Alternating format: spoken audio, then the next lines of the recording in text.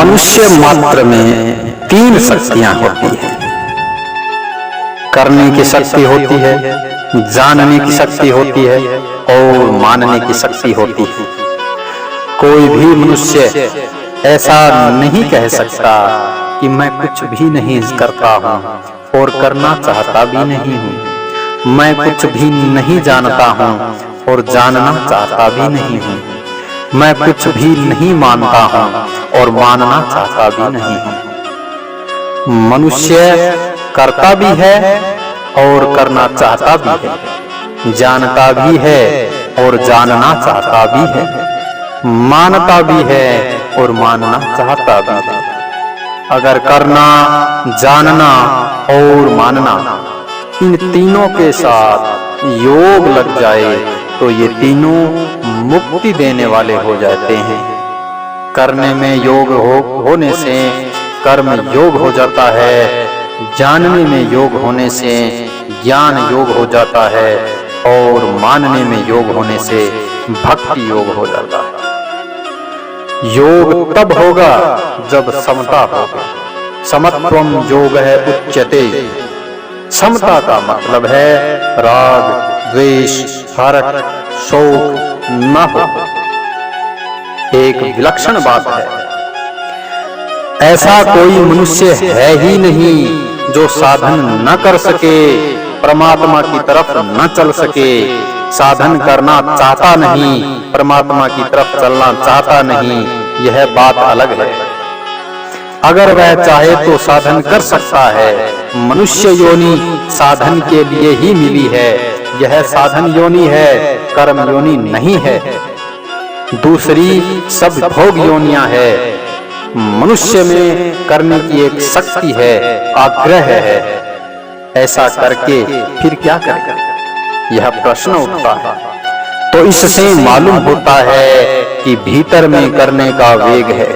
करने का यह वेग अपने लिए कर्म करने से मिटेगा नहीं, प्रत्युत बढ़ेगा। कुछ भी अपने लिए किया जाएगा तो करने का वेग बढ़ेगा। करना और पाना, यह करेंगे इससे यह मिलेगा, ये दो चीजें रहेंगी तो कर्म योग नहीं होगा, सिर्फ कर्म होगा। कर्म दूसरों के लिए होगा तो करने का वेग मिट जाएगा, अर्थात करना बाकी रह जाएगा। संसार को जानने से जानना पूरा नहीं होगा, पढ़ाई करने से जानना पूरा नहीं होगा। जानना पूरा होगा स्वयं को जानने से। स्वयं मैं क्या हूं, इसको जब तक नहीं जानोगे तब तक कितना ही जान लो, कितना ही अध्ययन कर लो, कितनी ही पढ़ाई कर लो, कितनी ही लिपियां और भाषाएं सीख लो, कला कौशल सीख लो, तरह तरह के हुनर सीख लो, पर जानना बाकी तब भी रहेगा। अपने स्वरूप को ठीक तरह से जान लो तो जानना बाकी नहीं रहेगा। संसार को, तरह तरह की चीजों को मानते रहोगे तो मानना कभी पूरा नहीं होगा। मानना पूरा होगा परमात्मा को मानने से। परमात्मा मानने का विषय है, क्योंकि मानने के सिवाय उसको जान सकते नहीं, देख नहीं सकते, सीख नहीं सकते। आता है परमात्मा है, ऐसा दृढ़ता से मान लोगे तो मानना पूरा हो जाएगा। मानने के साथ ज्ञान का विरोध ना हो। संसार पहले नहीं था और आगे नहीं रहेगा, तथा अभी भी प्रति क्षण नष्ट हो रहा है, इसका हमें ज्ञान है। अतः संसार की मान्यता ज्ञान विरोधी है और नित्य रहने वाली नहीं है। परमात्मा पहले भी था, आगे भी रहेगा और अभी भी है। यह मान्यता नित्य रहने वाली है। परमात्मा केवल मानने का, श्रद्धा का विषय है, तर्क का विषय नहीं है। तर्क का विषय वह होता है जिसके विषय में हम कुछ जानते हैं और कुछ नहीं जानते। परमात्मा के विषय में हम कुछ नहीं जानते, अतः उसको मानना ही पड़ता है। उसको माने या न माने, इसमें आप स्वतंत्र हैं। परमात्मा को, संत महात्माओं को, शास्त्र को, इनको मानना ही पड़ता है। इस संसार का कोई आधार है, कोई आश्रय है? यह किसी से उत्पन्न हुआ है, किसी के आश्रित है, किसी से पालित है, किसी में लीन हो जाएगा।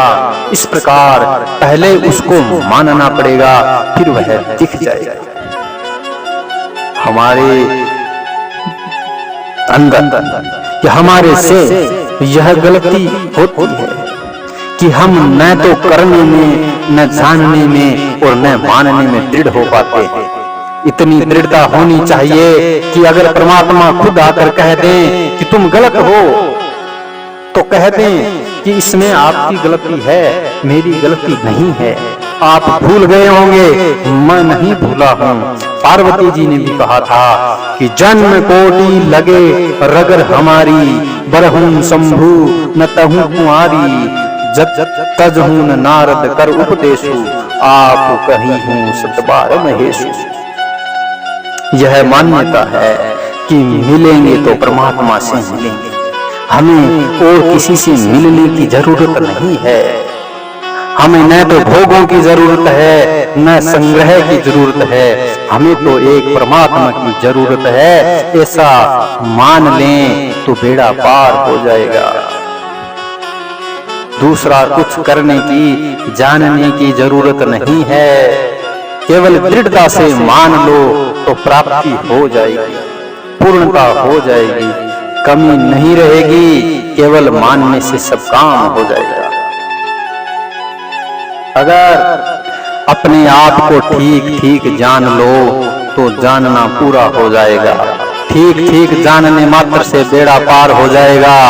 परंतु अपने आप को जाने बिना आप पृथ्वी और स्वर्ग, नरक, पाताल आदि की कितनी ही बातें सीख लो, पर जानना बाकी ही रहेगा। ऐसे ही जब तक अपने लिए करोगे, तब तक चाहे कितना ही कर लो, ब्रह्मलोक तक चले जाओ, पर करना बाकी ही रहेगा। केवल दूसरों के लिए करोगे तो करना बाकी नहीं रहेगा।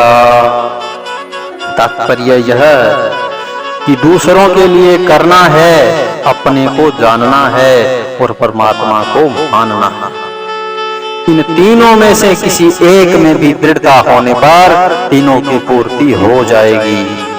चाहे कर लो, चाहे जान लो, चाहे मान लो। करने का ज्यादा वेग हो तो कर लो, जानने की जिज्ञासा हो तो जान लो, और मानने का स्वभाव हो तो मान लो। किसी एक पर भी दृढ़ हो जाओ तो करना, जानना और मानना कुछ भी बाकी नहीं रहेगा। दूसरों के लिए करना कर्म योग है, अपने को जानना ज्ञान योग है, और परमात्मा को मानना भक्ति योग। इनमें से किसी एक के पूरा होने पर तीनों की पूर्ति हो जाती है। जब करना, जानना और पाना बाकी नहीं रहेगा, तब मनुष्य जीवन सफल हो जाता है। सबका मालिक एक